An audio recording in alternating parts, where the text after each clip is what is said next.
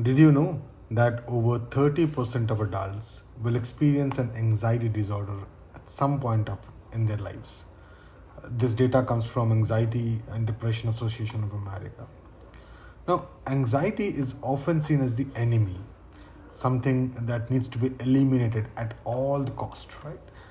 But what if I told you that anxiety isn't always bad? It can be the fuel that drives you to succeed. Now, before we dive in, I want to make sure that you hit that subscribe button because today we are going to shift your perspective on anxiety and how can you use it to your advantage. Right. So I'm a professional counselor, a coach, a runner, and a cardiac survivor.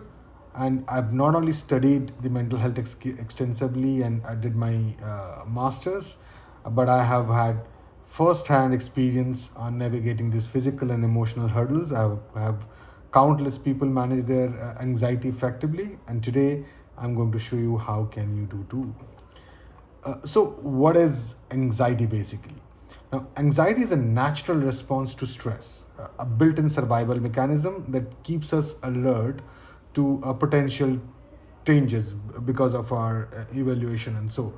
Now, it's triggered by our sympathetic nervous system, often known as freeze and flight or fight or flight and freeze response.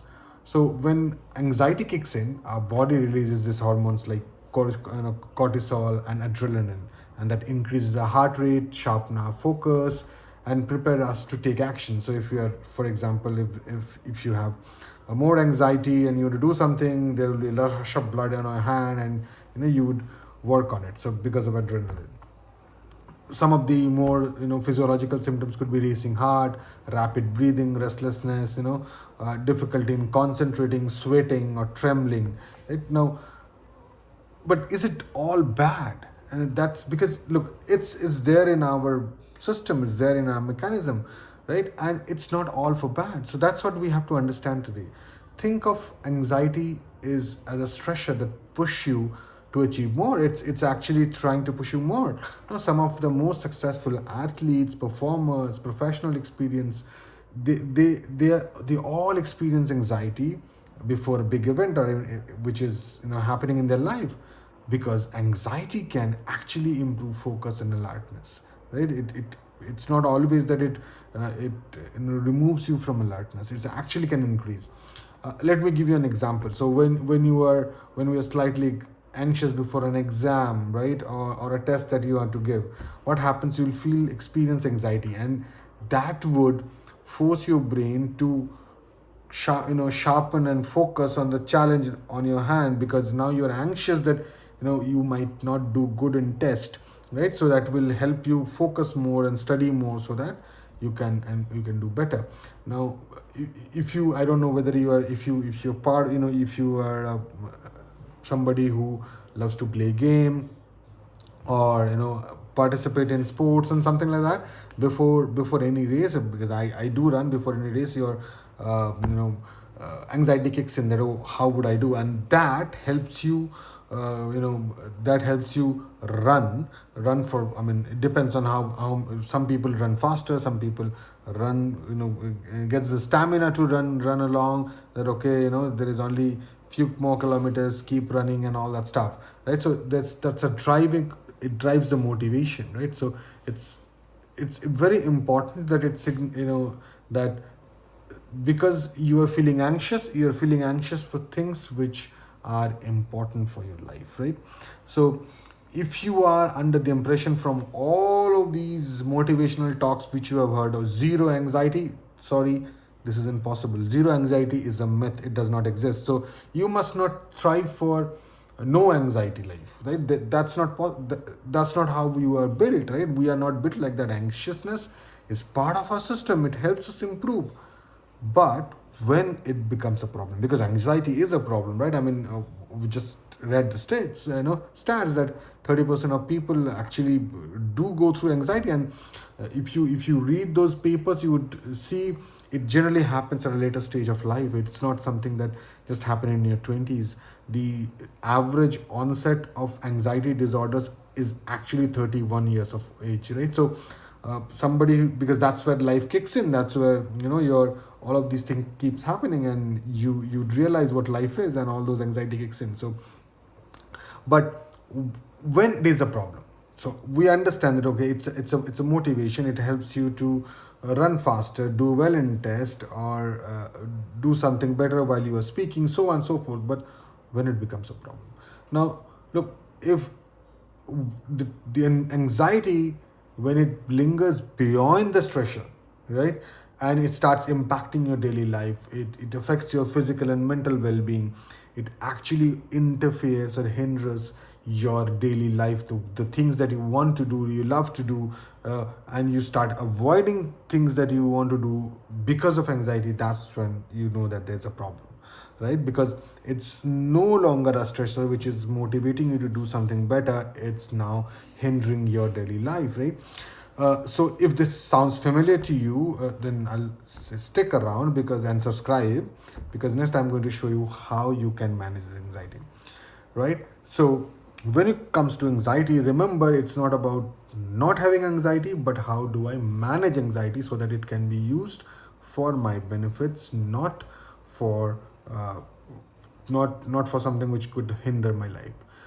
The first thing is, remember how anxiety works. Anxiety, I mean, scientifically, it works because of your sympathetic system and parasympathetic system response, right? So when you are anxious, your sympathetic system, your sympathetic system actually works, and you're anxious, and then your parasympathetic response calms you down.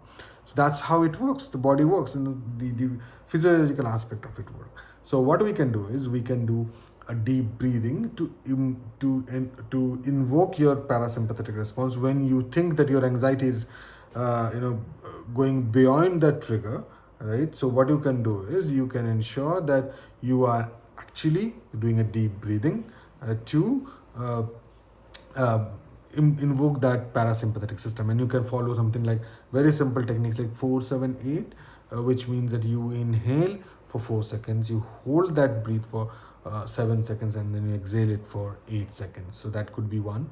The second thing could be progressive muscle relaxation. So you can do like this and relax, so you can, all those muscles that you have in your body, progressively tense and then relax, release it. That would again, that's a grounding activity. Some people do yawning to do grounding activity, to keep their parasympathetic system or response well, and that could help you do the manage the anxiety. The second could be CBT, which we keep talking about in our videos, right?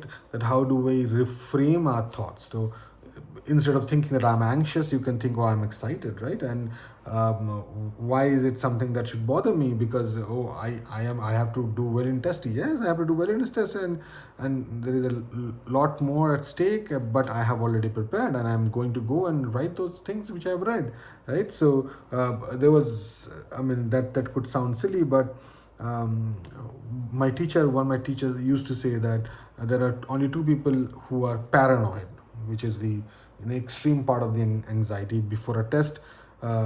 Somebody who has not studied enough, right? So who have studied well throughout the year is anxious, that okay, how do I do? But they would go and study and focus, and they'll go to write good exam. Somebody who haven't studied at all is not anxious, because they know I have not studied it anyway, so it doesn't really matter what they give me in test. But somebody who hasn't done enough to go to that threshold, they generally feel more anxious, and that goes beyond that lingering point of anxiety or the stressor. So that's something that you can think of, right? But anyway, you should reframe your thoughts for question yourself, like, okay, what's can it happen?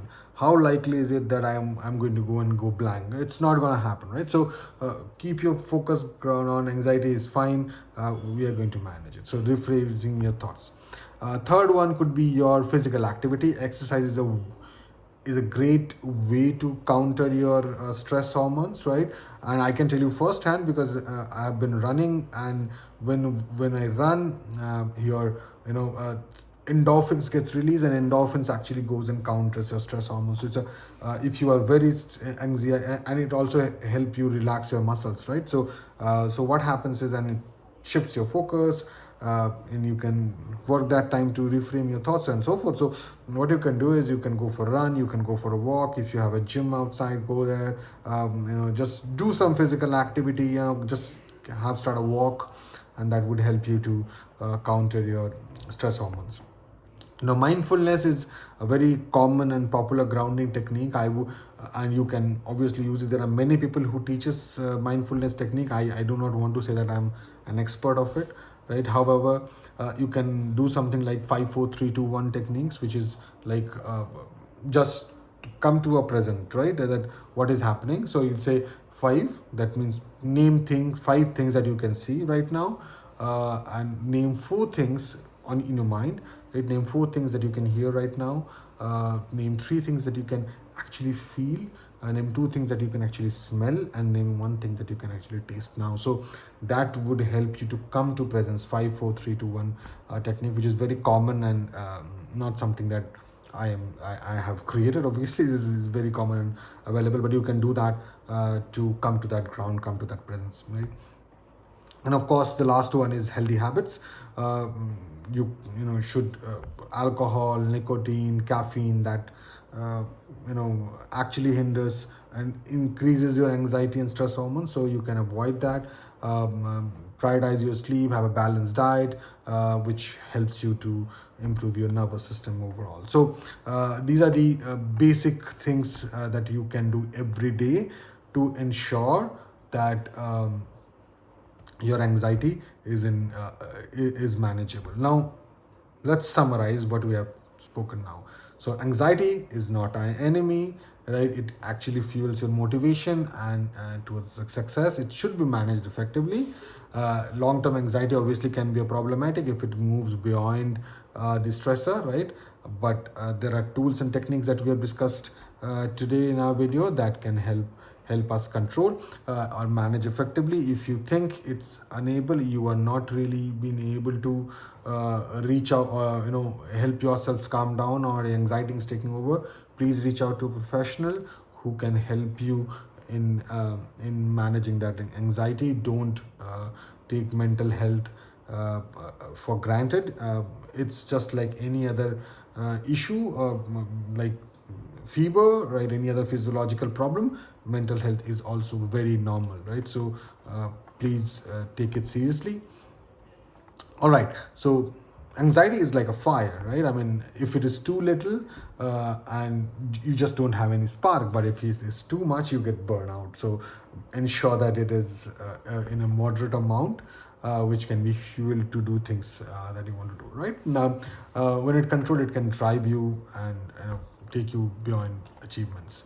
So if you like this video, please do subscribe, like this video, put your comments and thoughts, and hit the notification bell to see this future content that provide, right? And if you have any personal experience and tips, please do drop them in comments. If it is helping you, please do drop your valuable comments in this video, and I'd love to hear from you. If you want to talk more about it, reach out to me. We can have a free discovery call with you and talk more about it, right? And thank you so much. Remember that anxiety does not really control you. You can control it. So until next time, be healthy, happy, and I'll see you again. Thank you.